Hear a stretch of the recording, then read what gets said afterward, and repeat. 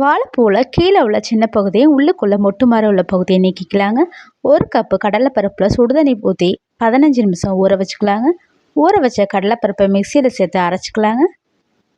2 பெரிய வெங்காயத்தை பொடியாக நறுக்கிட்டு சேர்த்துக்கலாங்க.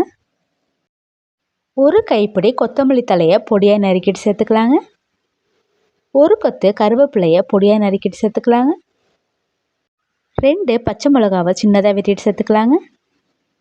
1 டீஸ்பூன் இஞ்சி பூண்டு பேஸ்ட்டு சேர்த்துக்கலாங்க.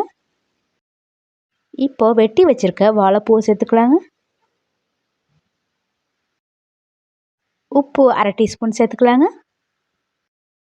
இப்போ இதை நல்லா பிசைஞ்சிக்கலாங்க.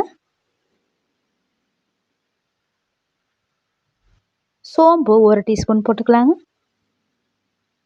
இதையும் நல்லா பிசைஞ்சு எடுத்துக்கலாங்க. வடையை எண்ணெயில் போட்டு எடுத்துக்கலாங்க. வடை சூப்பராக ரெடி ஆயிடுச்சுங்க.